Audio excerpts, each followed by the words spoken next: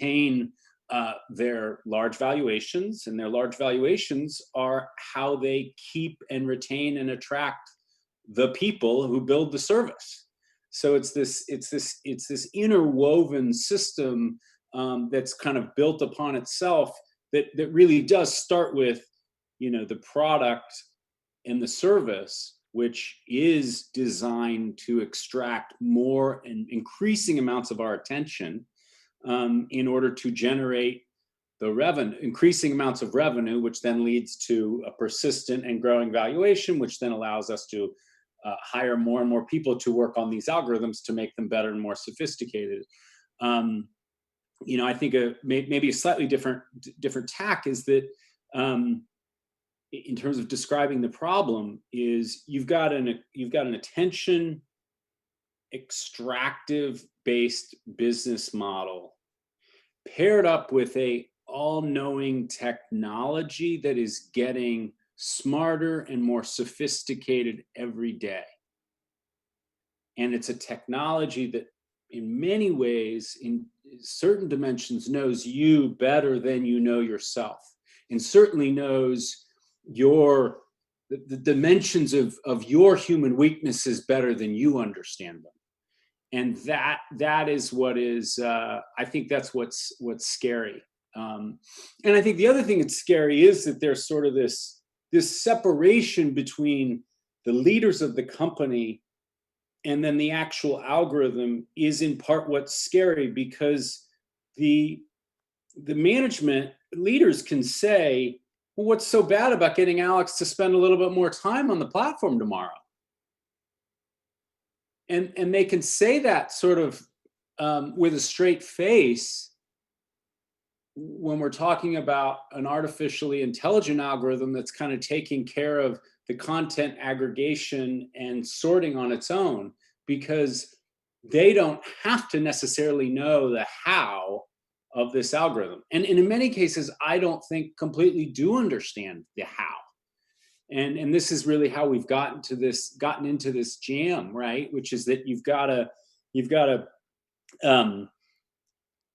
algorithm that's started to, by virtue of what you've mandated it to do, started to wreak havoc on the individual in terms of their mental health, and on society in terms of the fabric of how society functions.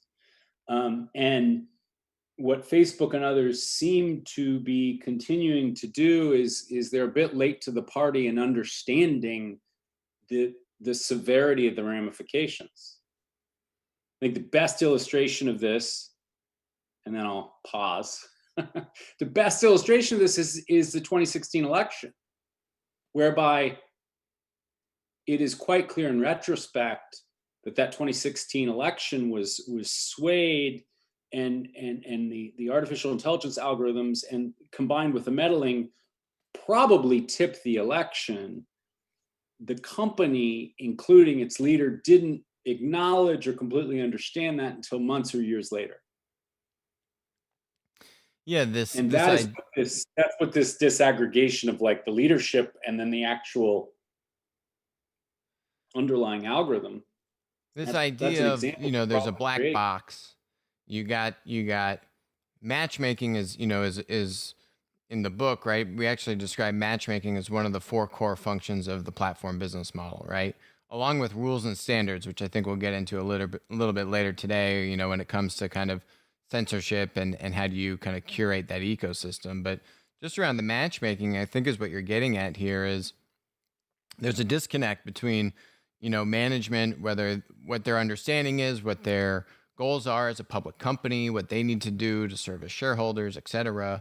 And then, essentially, well, what is the mechanism that this black box, this matchmaking, this algorithm, this AI is achieving these results, and to what end?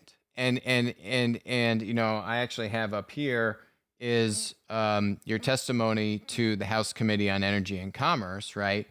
Where we had covered this when you had first done this, right? Where you're talking about here, I was director of monetization at Facebook, and it seems like there was this moment for you when you started to say, well, what is the mechanism that this black box, this matchmaking, this algorithm, this AI is achieving these results, and to what end? And you know, I actually have up here is your testimony to the House Committee on Energy and Commerce, where we had covered this when you had first done this, right? Where you're talking about here, I was director of monetization at Facebook, and it seems like there was this moment for you when you started to say, this is great. We can achieve these KPIs and growth and engagement, but at what cost? Right. And where there was this kind of moral um, epiphany that or tipping point where you said, I mean, you look at the impact that this engagement is having, and you look at how the algorithm is accomplishing this engagement, and you look at what that's doing to the individual, and you say, this isn't good. Right? I mean, what was there that kind of moment in time, that threshold where you were just said, oh, it's just too much? Yeah, I mean, I'm a little embarrassed to admit that it wasn't that long ago, right? Like I think that I came at it maybe a little bit differently than most who are now speaking out about it. In that I think that I was initially what the flag in my head was really around mental well-being. In that, I started noticing when I was still at Pinterest, um, looking around, at a restaurant, seeing everybody on their phone, seeing families of 4 or 5, and no one was talking to each other. And I was, and I've shared this in other forums. Like, I have seen, I've been around addiction for a long time in my family and extended family, and so I know how it operates and how corrosive it can be, and I know sort of the generalistic behaviors that are associated with it. And so I was noticing in myself, and I was noticing in people around me, that there are absolutely, there are ways that we treat this phone that mimic how people treat addictive substances, in terms of denial, in terms of um, not wanting to part with it, having withdrawal characteristics when they are separated from their phone. And so that's what threw the flag up for me originally. Was, wow, there is something about this supercomputer in our pocket, and the services that have been built on top of it, that are just sucking us in a way where, and this is really where the definition of addiction plays, where we are unable to make decisions that are in our best interest in the medium and long term, because of the sheer magnitude of the temptation in the short term. I mean, this is what happens with drugs and alcohol, right? Like the alcoholic or the drug addict knows that the next day they're not going to feel good, and they know that there could be even longer term ramifications of them, drinking a lot tonight. But the near term feedback loop is just too enticing.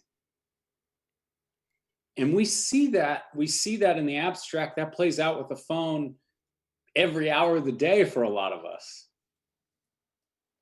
Absolutely. We And I mean, I want to come, let's go to, I mean, we're going to have a lot to dig into the nitty Yeah, gritty on Facebook and these yeah, content platforms. But I think this is a nice segue to say, we've seen, for example, I would say they have tried, Apple's, you know, screen time. time tracking, right? Yep. Giving you some controls and lock in. But I've got moment up here on and that I'm sharing. I mean, take me through this, right? To me, what's interesting is there is a component here which is saying, how do you cut down on your phone usage and kind of this addiction, which is absolutely true, and there's a myriad of evidence to support that. Um, but also about building stronger and closer relationships, with that key circle. I thought that was also a very interesting kind of part to this. So what's your overview for how would you describe moment, and I think that's some of your day-to-day today these days, right? Yeah, I mean, I think there are kind of three pieces to moment, and the third piece is actually kind of turned into a whole nother project that I'm working on, that I can touch on, because it does relate to how we interact and have relationships and sustain relationships with people. But with moment, it's really about helping people develop awareness. People are not aware most of the time of how much they use their phone. Most people think they use it 2 hours a day. We ask them that at the front end of their experience, or we have asked them that historically, and then they measure it and they realize, oh, it's like 4 hours a day. So they're off, but that's how disconnected perception is from reality. And just that awareness wake up is helpful for people. Then we have a whole series of tips and tricks, for people who want them, right? To get their device into a realm where people can behave more deliberately around their phone, as opposed to sort of unconsciously, where they can't really predict. Oh, I'm going to spend an hour of my day on my hour today on my phone, or 5 hours. I don't know. We'll see what happens. And then the last thing is, we have found, and this is true in a lot of the research on behavioral addiction, which is really what this phone thing is, that groups of people and co-committing to behavior change is really one of the most effective ways to catalyze behavior change and sustain it. So within Moment, we have an ability for you to form a group of people who can kind of co-develop habits and keep each other accountable, because the group feature within Moment allows you to see how much each person in the group is using their phone. So that's pretty useful.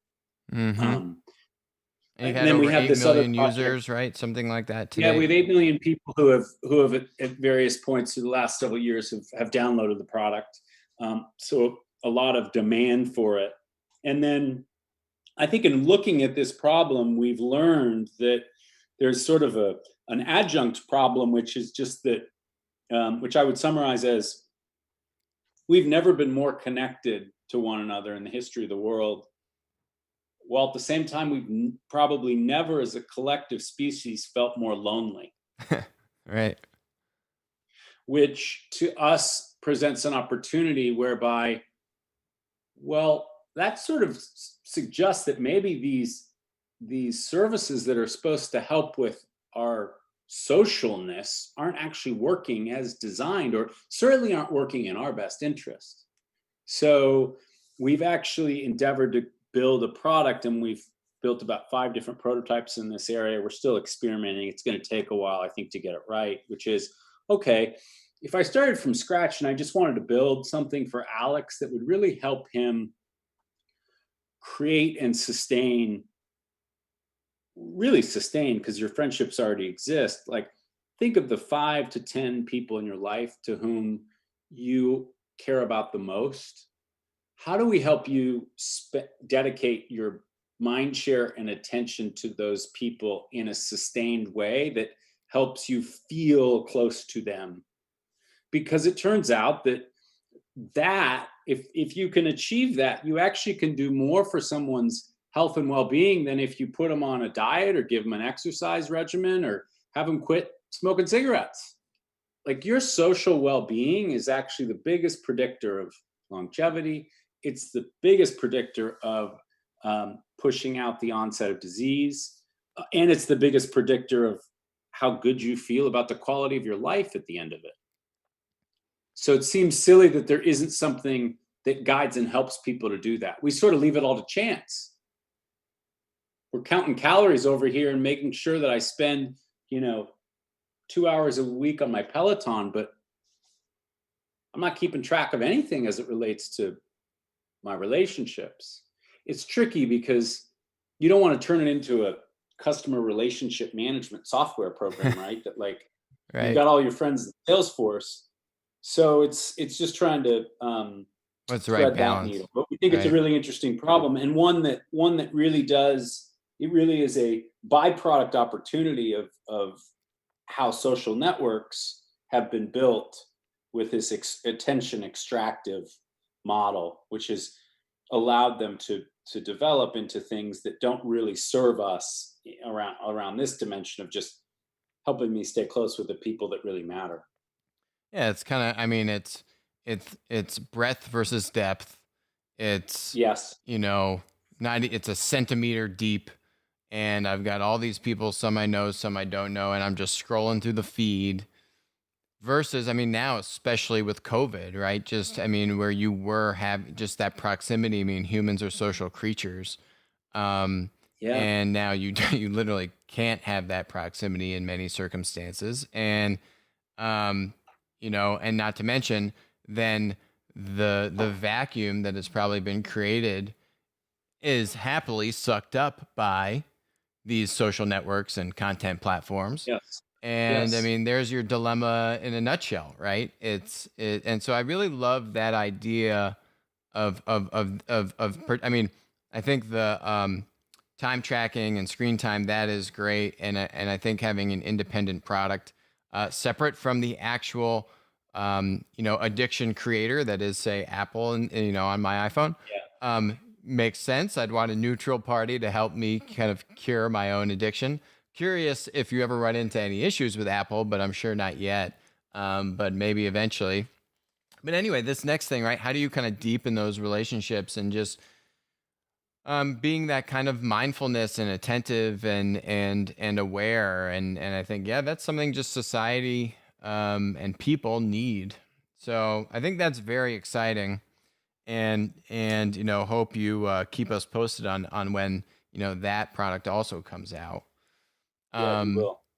I mean, if we go back to let's go back to the fun punching bag that is Facebook. Um, as I mentioned, on the show, we talk a lot about platform models and all these kinds of things.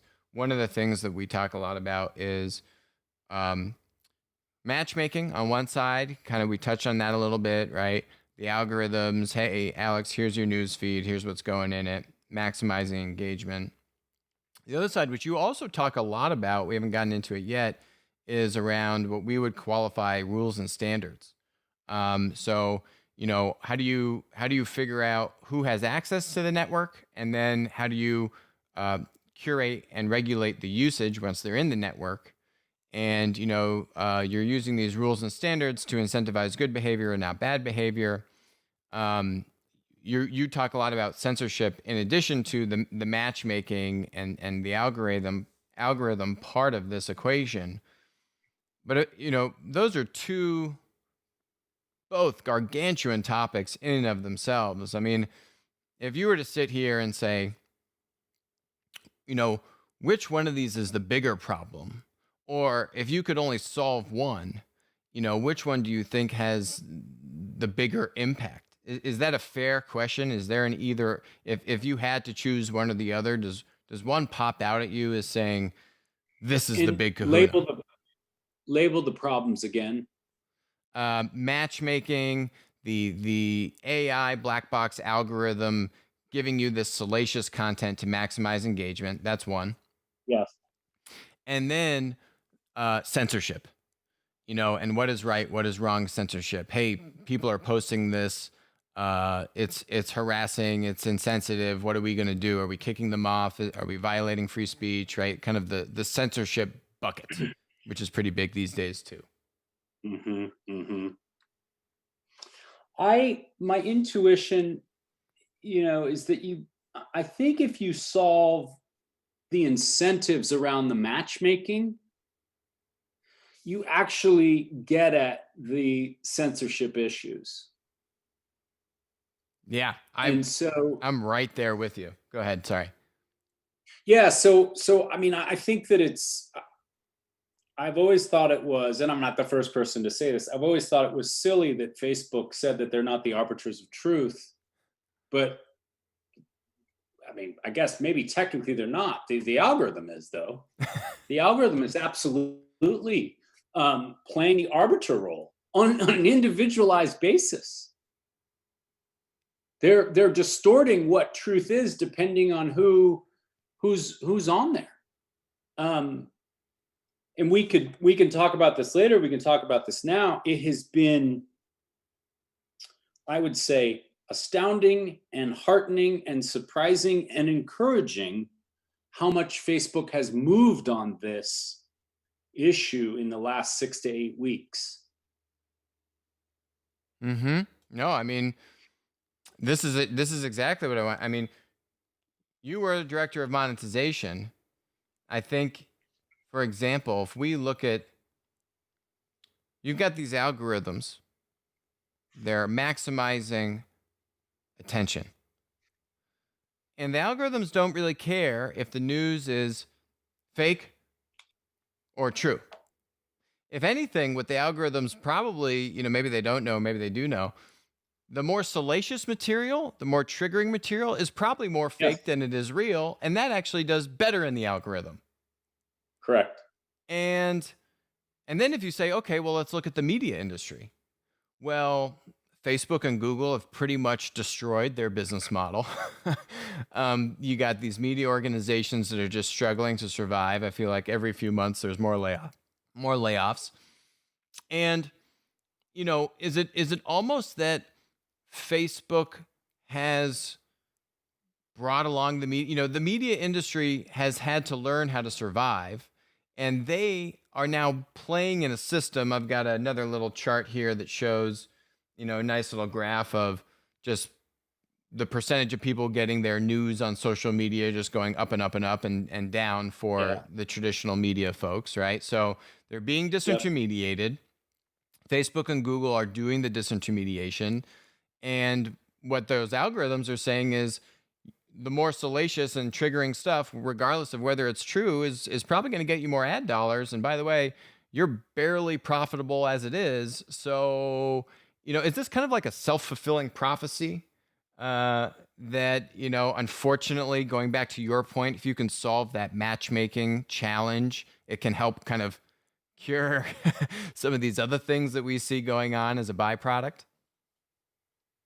Yeah, I think that's fair. I mean, it's interesting. Like, I have seen some commentary on this that I happen to agree with. That when you think about the degree to which our country has become polarized by virtue of misinformation and echo chambers.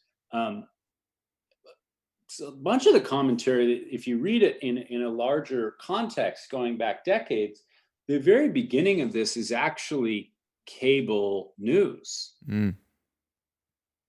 The beginning, when they started seeing, and I'm blanking on exactly what the metric was that they used to understand sort of polarized groups of people, but they really started seeing a divergence when cable news took. Mm. So when CNN and Fox, in the mid 90s or mid to late 90s, really became these, right, they had their own algorithms. They were tuned for different parts of the political spectrum, and people tuned in, and they both offered a different, reality distortion field. And what Facebook, so that was news, and that was traditional media curated to fit a group.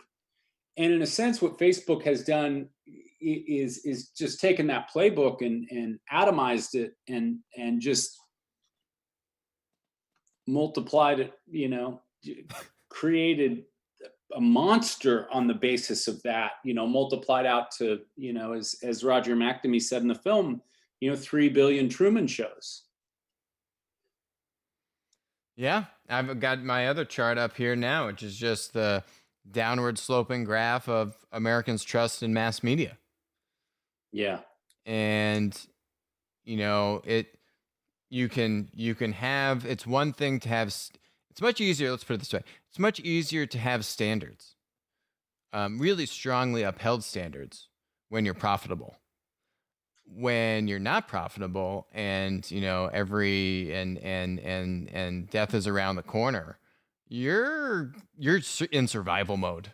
And this as the startup guy. I mean, survival mode and Yes. profit mode are two very different modes. Yes. Very difficult. And I think what Yeah, go happens, ahead. I think what happens when you're in the survival mode is, it's hard for people to imagine Facebook being in survival mode, but there really were times when we were. There were periods over which growth was flat. There were periods over which it wasn't clear how we were going to grow revenue year over year. And the interesting thing that happens from an organizational psychology standpoint is when you're as an organization in survival mode, what you tell yourself, certainly what I told myself at times, and I've heard about this playing out in other organizations, is you think, well, we'll go do the right thing later. right? We'll make sure that this thing is buttoned up once we have a little slack in the system. Mm-hmm. Um, and you know, and that's always the realities of capitalism and the quarterly reporting, et cetera, make that really hard. Mm-hmm. Mm-hmm. So I mean, you were mentioning this, that that user growth is so critical, right? Um, and to me, the interesting thing, if we look at the past few quarters of performance, you had Q2, right? You had the boycott Facebook stuff go into full gear. How did Facebook do Q2? Actually, fantastic. I bought the dip. Facebook was not damaged. Now you have Q3, where there's just a lot of disagreement on either side of the political spectrum in terms of how Facebook has handled itself, for better or for worse. Say mostly, actually, probably both sides think for worse. But we also just saw their Q3 results, and they're fine. If anything, they were actually great. You line that up against Twitter. Twitter had flat user growth, flat from Q2 to Q3 of this year. 36 million DAUs in the US. And you know that their product matchmaking teams were hitting that algo as aggressively as possible just to maintain par, right? God forbid it should decline. But we saw Twitter stock fall over 20%, day after they released earnings. To me, what that's reflective of, and maybe some of that goes to maybe some of what you're getting at here, is just the name of the book is Modern Monopolies.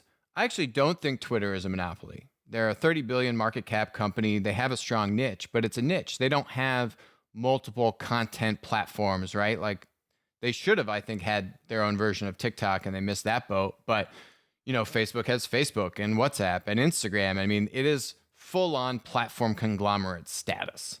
Yep. Yep. And to me, even though there are disgruntled users almost on both sides, or all over the place, you see the juggernaut just actually continue on pretty much completely undamaged, if not stronger for it. And I think you do see vulnerability with the smaller ones like a Twitter, which would be happy to be 1/10 the size of Facebook. And it's not, it's obviously way smaller.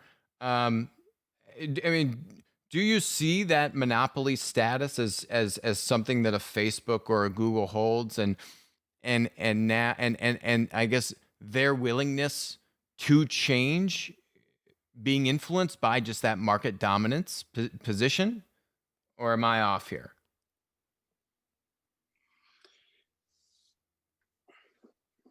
I think both companies clearly have tremendous power.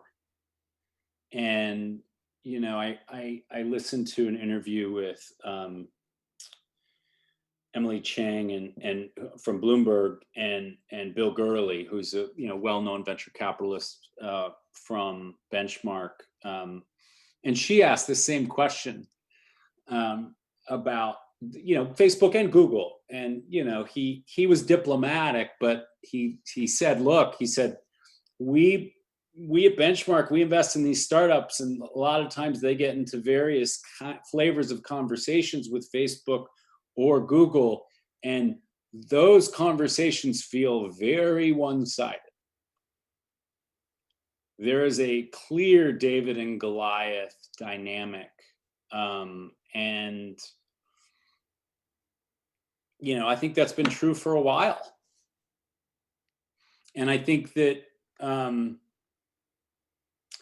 don't spend as much time thinking about Google's business as I do Facebook's, because I've never worked there, and I just haven't spent as much time thinking about just like the positional and structural dynamics of Google's business. But Facebook's business, they've got a series of Metcalfe's Law networks that, as long as a service is providing generally a good enough service for people, network, Metcalfe's law, network effect services are unassailable.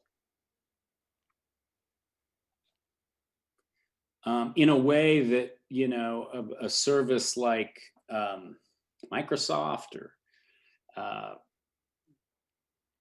Amazon or others, they have sort of a different kind of network effect, but the Metcalfe's law telephone type network effect, original AT&T network effect, that's a hard thing to put a dent in for startups.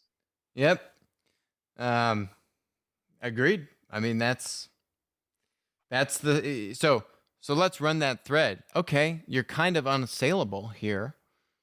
That's why you're going to the, Congressional Commerce Committee, right? That's why I think what we're saying here is this is the role of government is to try to fix someone that is unassailable, and is harming, their users, their customers.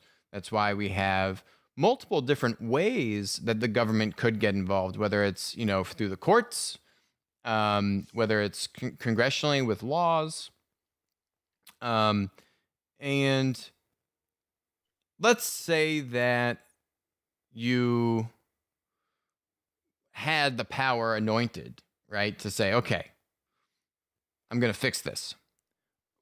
What do you think is the best mechanism to do that? There's a lot of talk about 230. There's just a lot of different theories out there that even if you had the power to do something, what do you do? Where does your gut, or what's your first inclination? Well, I have a somewhat low probability idealistic path. But look, if I had a magic wand, this is what I would suggest we do. I would like to see the leaders of these companies, and let's just, for the moment, to simplify it, just say Facebook, and governments that presumably are responsible for regulating, or not, is the case, maybe not regulating Facebook. And then they're consumers, right? And there are self-anointed and institutionally anointed consumer advocates out there, right? Who have the voice of consumers at the consumer's interests at heart. I think those groups, so Mark, governments from all over the world, and then consumer advocates, an anointed leader or two, I think they need to get together and try to align on what we think reality is today. And what reality is today, in my mind, is that we likely have an existential crisis on our hands with the combination of an extractive-based business model combined with, all-knowing and increasingly sophisticated AI that can actually be mitigated if we can arrive at a business model for Facebook that aligns users' interests with the interest of Facebook. Because right now they're divergent. Alex's best interests are just not in the best interests of Facebook. Because your best interest is likely for your health and well-being and the goodness of society to spend less time on the product. They need you to spend more. So what I would love is for that group to get together and say, okay, let's share collective responsibility for how we got here. The government's responsible. They let it all happen. Didn't challenge a single acquisition. Didn't take a peek at 230 until, the last year or two. Consumers have been complicit in this, in a sense. We make decisions. We do have independent will. And then the companies have a part to play in this for sure. Okay, so if we can sort of spiritually say, look, the three of us all played a part in this, let's co-create a path out of this. what does a path out of this look like? Well, I think it's not too dissimilar from, going from extractive energy economies, fossil fuel dependent economies, to an economy that gets energy from clean sources and green sources. So we sort of need to come up with the solar version of Facebook, or the electric version of Facebook. And then we need Facebook's commitment and government's commitment, and then consumer support to allow that to happen. Consumer advocates would need to advocate for consumers to pay for this sort of thing, if that's in fact the model we agree to go to. Government would need to both create incentives, I think probably tremendous tax incentives for this to happen, right? Because we need a credible path for them to segue and not erode $100 billion a year in revenue. And I think you can do that with tax incentives, potentially. So if we run that thread, right? I mean, you brought up AT&T. You had the government say, I mean, this is basically, we're going to accept that you're a monopoly, but we're going to put guardrails around you. We're going to protect things that you might take advantage of, right? Like kicking people off the network or overcharging, these kinds of things. Yep. You made the point earlier, right? The matchmaking here, the algorithm, that curation. Is there a way to open that up, to externalize curation and matchmaking, right? Like, for example, if we took these media companies, which their business model has been destroyed, and said, you know what? Facebook is not going to be allowed to have their own matchmaking algorithm. Now, it's going to be up to third parties. That could be CNN and Fox News. They could use humans, or they could use algorithms, or a mixture of both. It kind of reminds me of like Drudge Report, for example, right? Whereas like Matt Drudge for like 20 years, I mean, it was a one-man show, and he's just curating, and he's basically just a curator, right? And is there a form of value creation in the form of curation?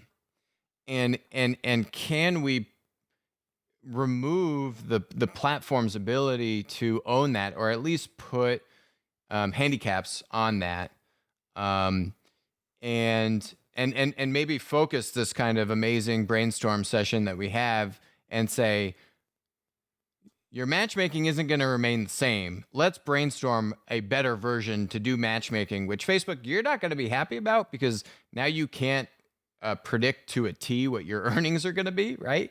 And it's going to be out of your control, but it's going to be better for society, and maybe we'll give you some incentives to make you happy. Is there a focused conversation in that structure that you think would at least have a shot?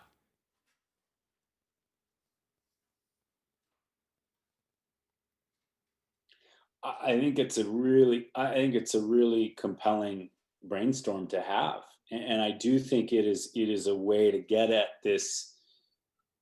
It could absolutely be a way to get at this misaligned incentive, and to give people some agency over. Okay, I know I don't have total agency, but at least I can have some, preference around who curates, what I'm doing, or what I'm seeing. So I think it's interesting. I mean, I also think that this is just a caveat on even going down the path of subscription. I think even Netflix is guilty here of being, an extractive attention economy participant, even though they're going down what we say is sort of best practice for consumer service, which is subscription. But look, like, they are trying to. I mean, you can just see all the tactics in the product, the pre-rolls, the aggressive, episode 1 flows into episode 2, and then the programming is increasingly being influenced by the viewership data from the past. I mean, they're absolutely using technology to prey on our human weakness. Now, the model is subscription, but like, they clearly, there's a crazy earnings call that they had. I think it was 3 or 4 years ago, where some analyst asked on the earnings call, can you talk a little bit about your competition? Expecting them to, make a commentary on Apple TV or HBO Plus or whatever, and Disney Plus.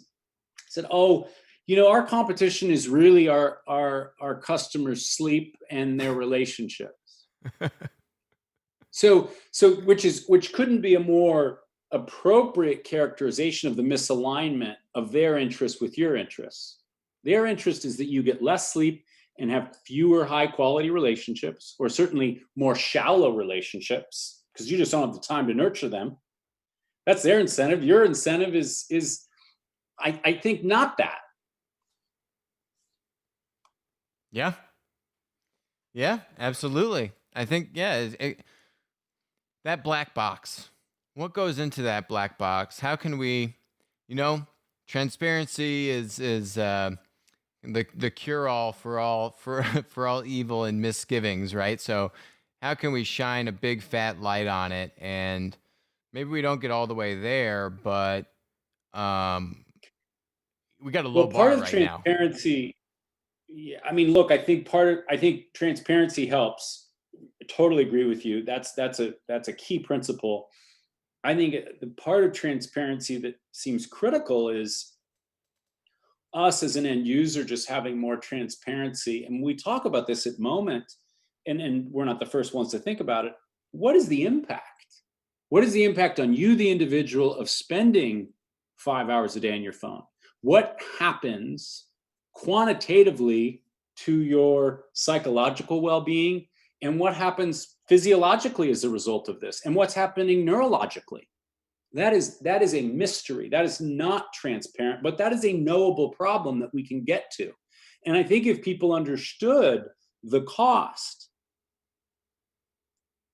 like it's now relatively clear that if I eat a lot of cookies every night, there will be a consequence to that. And it's probably increasingly in people's intuition, like quantifiable.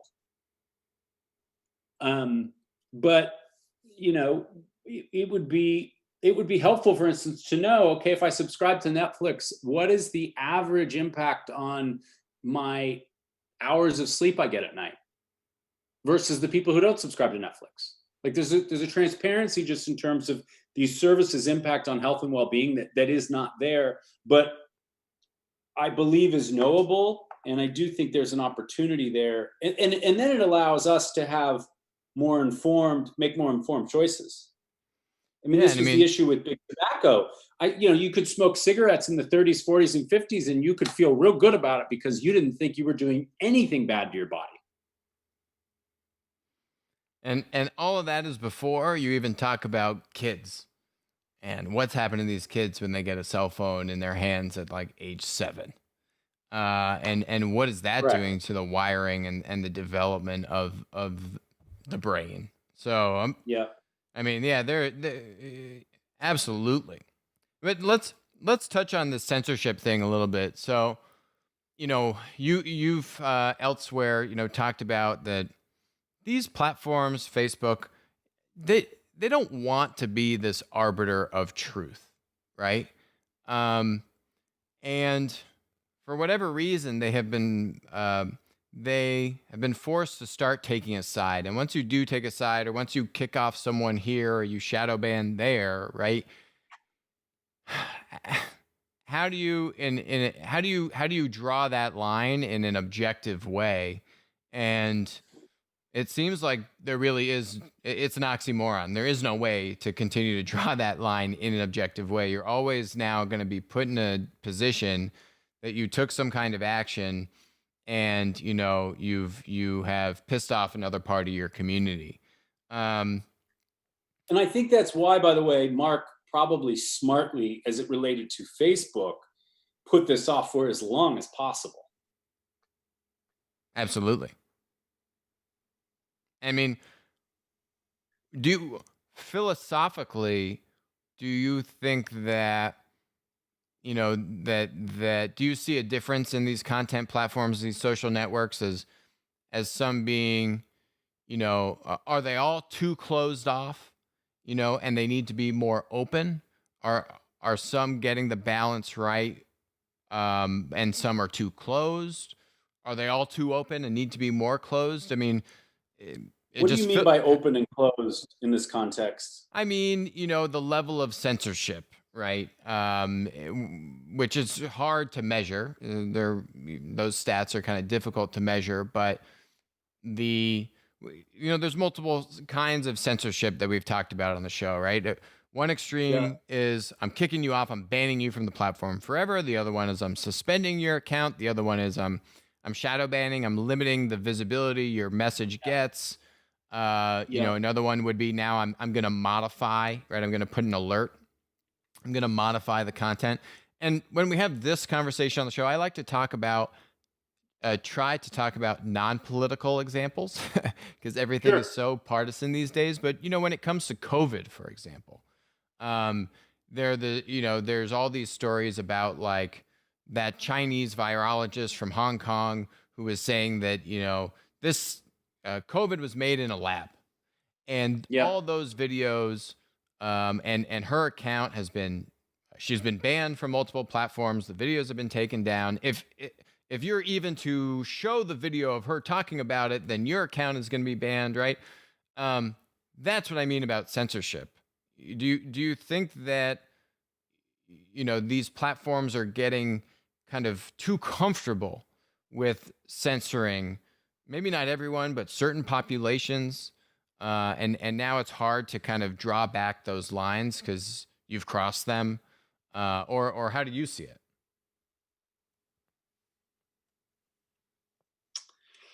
Well, it's so hard. And I know that's not meant to be a cop out, but if you look back in history around, and look, I have no reason to believe that COVID was created in a lab. I don't believe that. But if you look back in history and you think about some of um, the newest ideas that then became mainstream, the new ideas are condemned, and the people who talk about them are maligned, right? But we know historically that some small percentage of those become mainstream and adopted. And so what is the process by which craziness gets properly filtered versus potentially interesting doesn't get overly penalized because it's not proven? And that's a hard. I don't empathize with the social networks having that on their shoulders right now, but guess what? They do, and they're going to have to come up with the principled way to I don't know what you call that problem, but if it's solved incorrectly, you could sort of imagine, we'll never have the counterfactual, right? But you could sort of imagine a bunch of really powerful ideas in the future that never see the light of day because of the way that the lines are drawn. Right. Earth is the center of the universe. And if you say otherwise, well, you're an idiot and you're out of here, right? Yeah. Yeah. I'm with you. I mean, I personally would say that when it comes to the censorship debate, it's obviously very tough to measure. I would say that Facebook has played that game better than others. And I would say that Zuckerberg has come under a lot of fire for it on both sides. And to me, it comes back to the leader and the individual who I feel like there's still something in Zuck, which is saying we need to resist being too much whack-a-mole and censoring too much. Yeah, and I agree with you. I mean, I actually think that his um, defending and coming under a lot of scrutiny around protecting political speech is very important. And actually, in principle, I agree with him. And I also agreed with the caveat that they came up with, or the qualifier to political speech, which is that, look, political speech, we're not going to correct, we're not going to label it, but look, if it's going to incite violence, it has crossed the line. Yeah, like And I think that's the right Myanmar line and to other draw with things we've political speech. seen. Exactly. And I think what we've seen recently, if you rewind 2, 3, 4 months ago, I think that there was a view that hate speech, as long as hate speech doesn't incite direct violence, it's okay. Holocaust denial is okay, as long as in your Holocaust denial group, you don't say, go do the following things that are violent and hurtful to a group of people. And I think what I respect the principle that they use to draw that line, that original line. However, I think that it's a tough thing to argue that a group that is inciting hate is not almost definitionally inciting violence by implication. And I think that's where they landed. I wasn't in the room, but to me, that's why they are now starting to say, well, look, if you incite hate, you are inciting violence. Well, you know what? It's also interesting that we saw is they started to limit leading up to the election the sharing capabilities, right? You can only send Yeah. this message to 5 people, or the. Yes. I don't think they were tampering with the algo because they need that black box to keep humming. But how do I try and on the fringe clamp down on some of these features I've built that help get Yeah. this Yeah. viral nature going? Yeah. Yeah. And they're having to make judgment calls and invent on the fly. I mean, deciding to throttle the distribution of Stop the Steal on Thursday or Friday of last week. Do I think that was the right thing to do given the risk of violence? Yeah, I think it's probably defendable, but it's a judgment call, and it's reasonable that 70 million people who voted for Trump think that it's censorship. Yep. And the last thing, and then we have 1 or 2 questions from the audience. I know we're going a little bit over. Tim, thank you for your time. The funny thing Yeah. is, there's those leaked audio clips. I mean, although Zuckerberg has clearly made gobs and gobs of money off of Facebook, I mean, yeah, the guy, that guy's day to day is at times probably unenviable, but at other times probably very enviable. But anyway, what he was saying in these leaked audio clips is, hey guys, actually, the majority of our users seem to be conservatives, and the majority of our user complaints are that we are censoring conservatives, rather than the other way around, which was the narrative from the employees in Facebook, which have all, their political donations are through the left, through the roof for the left. So you got all these really interesting, very complicated dynamics. But the question here says, hey, Tim, do you allow your kids to use Facebook? At what age is it okay to start? Well, I get to punt because my kids are 4 and 6. So no, they're not. And I do, for what it's worth, we're pretty draconian about using devices at all. Mainly through trial and error, we've realized that when they're on an iPad for a long time, at the end of it, they're not as pleasant to be around.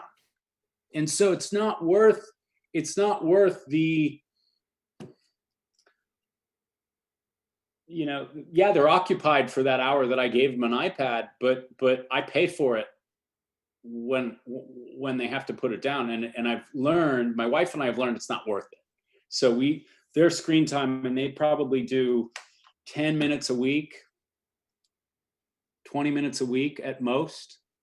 And we're really fortunate in the pandemic in that, we both have enough flexibility that we're able to do that. That I don't think that's necessarily. I don't say that should be the standard for quarantine at all, because I think people are in very, people's circumstances vary, and that just may not be realistic, particularly in quarantine. I'm just sharing with Yeah, you yeah, yeah. But I mean, my experience, 20, what we 20 minutes a week is like, does that even count? That just, I yeah, mean, that just seems like a it's fair. tease. You're just saying, Fair. you know, uh, there's a whole Yeah, universe, but I'm not going to let you yeah. see it, child. But with But I kids mean, that's very that interesting. young, with kids that young, they forget. What we found is with kids that young, when it's daily, it's habitual, right? It's in their day-to-day consciousness, like, hey, I want to watch a show. But if it's every 4, 5, 8 days, it doesn't get habituated, and they kind of forget. And it's not tempting them in the way that, well, at least that's what I'm telling myself. I might be delusional. No, that's the Um, whole premise here about moment, about addiction. sure, How do you sure, how do you break that cycle? And I think sure. your point is once you're in the cycle, it's near impossible to break. It's just a matter of can you That's right. limit it. That's right. Um, Yeah, and then look, I think that it's a really tricky situation as kids get older, because you can be draconian about these uh, social media services, but if your kid goes to school with 30 other kids, it's unlikely that their parents are going to be aligned with you. Now, there are frameworks. Probably the most well known is Wait Till Eighth, which is basically a framework that you can employ with your kids and the kids' parents in your son or daughter's classroom. And people do it as early as kindergarten. They try to get the whole group of parents to align on a norm, which is that we're not going to give our kids smartphones until they're in eighth grade, which is whatever, 13, 14. Um, you can give them a phone, you can give them a dumb phone, but the point right. is to keep them off of these social networking services.